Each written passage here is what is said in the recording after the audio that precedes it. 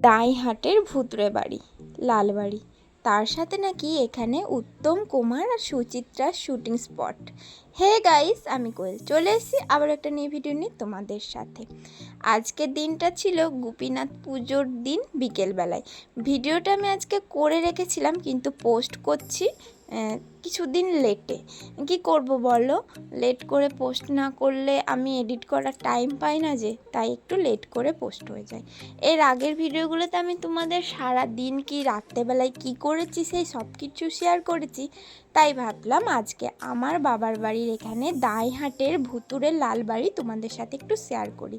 আর এই যে এটাই কিন্তু আমাদের লালবাড়ি। লালবাড়ির সাথে আমাদের সোনামা, দেখো ছোট্ট সোনামা। এই কিন্তু সেদিনকে এই সময়টাতেই এসেছিল, তাই ওকে নিয়ে সবাই একটু আদর করছিল। আদর করতে করতে আমরা লালবাড়ির ভেতরে ঢুকে পড়েছি। আর চারিদিকটা পুরো স্তব্ধ। আগে ছিল এখানে অনেক লোকজন ভাড়া, কিন্তু এখন না আর সেইভাবে লোকজন থাকে না, সবাই চলে গেছে, শুধু একটা ঘরই আছে। আর আমি ভাবি সেই একটা মহিলা কিভাবে এখানে থাকে, তার কি কোনো ভয় নেই? তারপরে চলে গেলাম ভেতরের দিকে, যেখানে হচ্ছে লালবাড়ির রান্নাঘর, মানে আগেকার দিনে রাজারা এখানে থাকতো, তো তখন এখানে সবাই রান্না করতো রাজাদের জন্য। তো সেখান থেকে ঘুরে আসার পর আবারও যাচ্ছি বাইরের দিকে। সবাই মজা ইয়ার্কি ঠাট্টা করে আমরা বাইরে যাচ্ছি।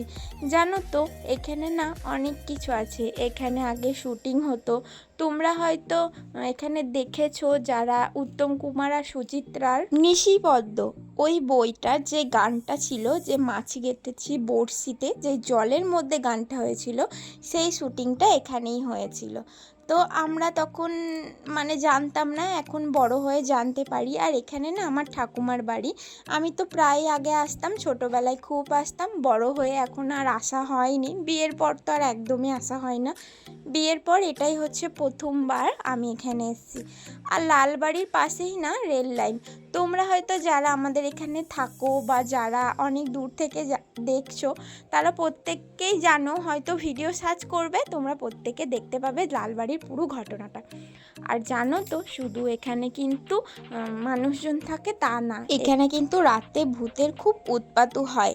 যারা এখানে থাকে তাদের মুখ থেকেই আমি শুনেছি।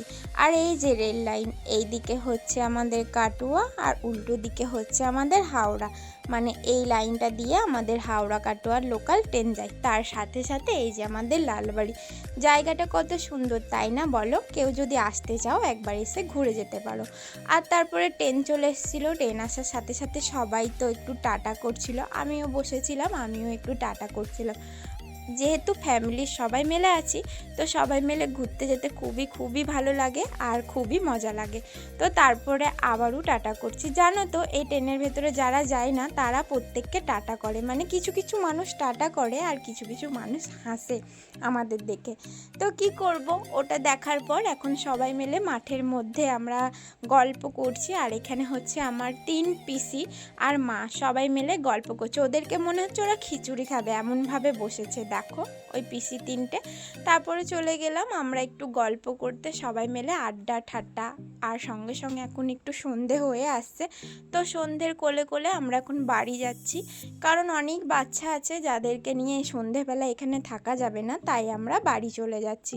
আর বাড়ি যেতে যেতে আমার সোনামাকে একটুখানি রাগাচ্ছিলাম, কি করব বুঝে না ওঠে, ওকে একটু রাগাতে রাগাতে যাচ্ছিলাম। ও যেহেতু অনেক দিন পর পর এখানে আসে, তো একটু রাগাতে বেশ আমার ভালো লাগে। এখন তো বাড়ি চলে এসেছে, আর এখন চলে যাবো আর একটা বাড়িতে রেডি হতে হবে রাতের জন্য। ভিডিওটাকে এখানেই স্টপ করছি, ভালো লাগলে লাইক কমেন্ট শেয়ার করো। আর দেখা হচ্ছে নিউ ভিডিওর সাথে খুব তাড়াতাড়ি। ততদিন ভালো থেকো, সুস্থ থেকো, টাটা।